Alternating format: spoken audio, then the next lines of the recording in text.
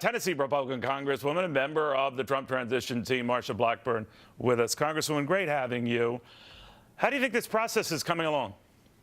I think this process is coming along just fine. And it's so nice, Neil, to see that Donald Trump is in control. Mike Pence is right there, also working. He had a great day on Capitol Hill yesterday.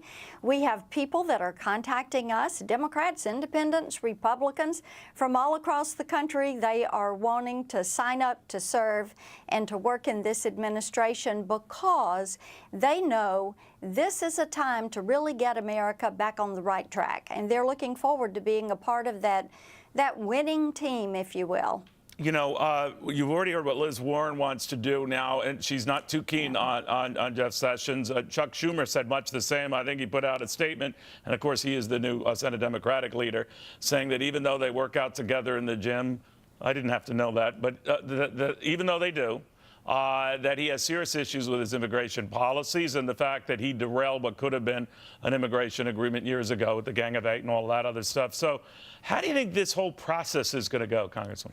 You know, Neil, I find it so interesting that that would be Chuck Schumer's tack. We've just had an election. The American people have spoken, and they have elected someone who is going to come in and shake up Washington.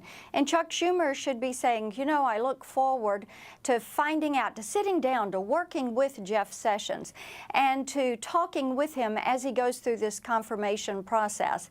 We're never going to agree on everything, but for the good of the country, we all need to decide we're going to work together. Now that, in my opinion, would have been a more productive response, and I think people would really warm to having a response like that. You know what's kind of weird? We're also getting comments now from Nancy Pelosi, for now the Democratic leader, even though that's not etched in stone.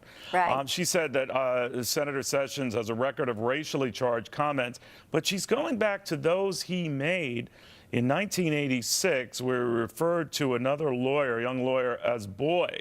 Now, the argument at the time, and I believe Mr. Sessions said at the time, was because the lawyer was so young, had nothing to do with his race. And when I looked at pictures, the guy did look very young. But be that as it may, they're going to play this racial card again and again and again, you know, even though we're going back 30 years. I mean, are these going to be divisive hearings? How do you see it playing out?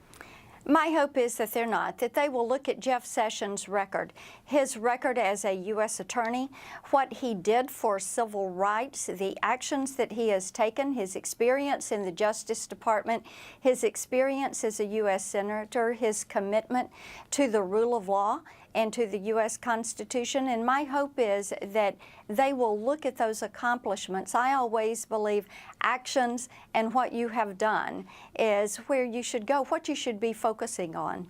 All right, Congresswoman, thank you very much for taking the time. Good to be with you. Thank you. All right, have a wonderful weekend.